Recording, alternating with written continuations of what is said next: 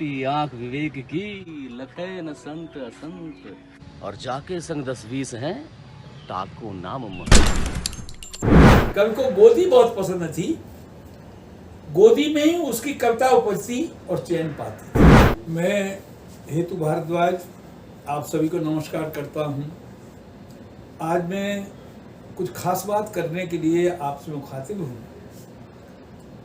जयपुर में अक्सर मेरा मिलना यशवंत व्यास से होता है, और जब यशवंत व्यास से मिलते हैं तो उनसे बातचीत करने का सबसे बड़ा सुख ये है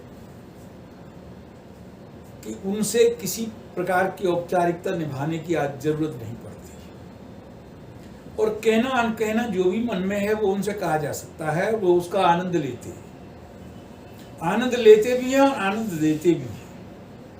आप उन पर व्यंग करेंगे, वो वैसी मार के साथ उल्टा लौटेंगे। इसलिए व्यक्तिगत रूप से मैं जब भी उनसे मिलता हूँ मुझे बहुत ताजगी महसूस होती है, और चाहे उसमें मेरी हिकमत रही हो, लेकिन जो भी किताबें उनकी छपती हैं वो मेरे पास आ जाती हैं। इसमें उनका श्रेय कम है, मेरा ज़्यादा है, मेरी हिकमत का ज़्यादा है।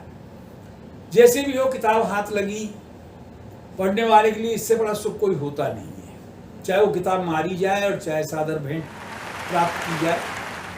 तो अभी हाल ही में उनकी एक किताब आई जो उन्होंने मेरे मोबाइल पर डाल दी थी, जिसकी तस्वीर कवि की मनोहर कहानियाँ। बहुत दिन से मुझे इस बात की जिज्ञासा रही कि इस किताब को देखूं, और जब ये किताब मेरे हाथ आई तो मुझे लगा कि हम लोग जब व्यंग पर विचार करते हैं तो बहुत सतही ढंग से करते हैं। ये तो सही है कि अभिव्यक्ति का माध्यम भाषा है, और भाषा से ही हम सब कुछ दूसरों तक पहुंचाते हैं, लेकिन व्यंग की असली ताकत भाषा नहीं होती, बल्कि भाषा के द्वारा जो अभिव्यक्त किया जाता है वो होती है। और जब वो व्यंग केवल भाषा से निकलता है तो सतही होता है, लेकिन जब भाषा उन स्थितियों तक पहुंचती है, और जब भाषा उन स्थितियों को व्यंग का निशाना बनाती है जो हमें भोगनी पड़ती हैं, जो हमें देखनी पड़ती हैं, और जिनको देख करके भी हम दुखी होते हैं, लेकिन जब व्यंग में हम उनको पढ़ते हैं तो हम सुखी होते हैं। ये व्यंग की सबसे बड़ी खूबी है कि वो केवल भाषा तक सीमित न रहे, बल्कि वो इन स्थितियों तक जाए जो हमारे चारों ओर बिखरी पड़ी हैं, और उनको हम महसूस करें, लेकिन एक आनंद के साथ महसूस करें, एक मजे के साथ महसूस करें। आनंद शब्द जरा भारी हो जाता है, मजे शब्द ज्यादा ठीक है, लेकिन उसमें आनंद उतना ही आएगा। तो यहाँ ये जो इनकी कहानियों का संकलन है, इसमें से 2 कहानियाँ मैं आपके सामने प्रस्तुत कर रहा हूँ। आप इनका आनंद लें और ये सोचें कि यशवंत व्यास अपनी भाषा से किस प्रकार खेल रहे हैं, और किस प्रकार वो जिंदगियों की स्थितियों तक शब्दों के माध्यम से पहुंच रहे हैं, और वो चीजें आप तक कैसे पहुंच रही हैं।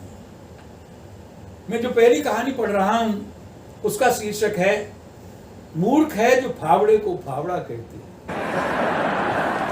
मूर्ख हैं जो फावड़े को फावड़ा कहते हैं, होशियार वे हैं जो फावड़े को हवाई जहाज कहते हैं, फिर उस पर जनता को चढ़ाकर अंतरिक्ष की सैर पर भेज देते हैं। वे कुशल प्रशासक हैं, राजनेता हैं, बुद्धिजीवी हैं और कवि भी हैं। श्रीलाल शुक्ल ने सन 84 में कहा, तब फावड़ा और हवाई जहाज सचमुच 2 अलग अलग चीजें हैं। चरित्रवान और चरित्रहीन में कुल इतना फर्क है, एक पकड़ा नहीं जाता और दूसरा पकड़ा जाता है। हरिशंकर परसाई ने काफी पहले कहा था, तब लोग पकड़े भी जाते थे। अगर आप उल्लू हैं तो बोस्की के कुर्ते में भी उल्लू लगेंगे। शरद जोशी ने पिछली सदी में बताया था, उन दिनों उल्लू और बोस्की दोनों की अपनी अपनी प्रतिष्ठा थी। अब कम को कुछ कहना, कुल का टोटल लगने जैसा है, कलाली को बोतल बिकने लगी। दूसरी कहानी, कवि को गोदी बहुत पसंद थी। कवि को गोदी बहुत पसंद थी। गोदी में ही उसकी कविता उपजती और चैन पाती थी। युगों युगों वह जिस गोदी में बैठा, उसका गुदगुदापन ही कवि का गुदगुदापन हो गया। उसी में खिला, उसी में खुला, उसी में खेला, उसी में दूध के दांत आए, उसी के प्रेम में कविताएं लिखी। उसी गोदी में रोया, दूध पिया, गीला किया और वस्त्र बदले। एक दिन चमत्कार हुआ, गोदी गायब हो गई, कब धरती पर गिरा। अब वह गोदी निरपेक्ष क्रांति का अग्रदूत है। वह जो लिखता है वह धरती की पुकार है। बाकी जो लिखते हैं वह गोदी कविता है। दत्त वो भी कोई कविता है। इन कहानियों को पढ़ते समय बड़े साधारण वाक्यों में और यशवंत जी ने जो बातें कही हैं, अब गोदी और गुदगुदाना दोनों कितनी दूर तक व्यंजना करते हैं।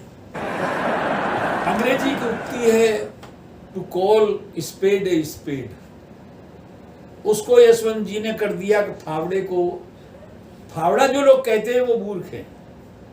और आज बिल्कुल ये बात घटित हो रही है कि जो सच को सच कहते हैं वो मूर्ख हैं।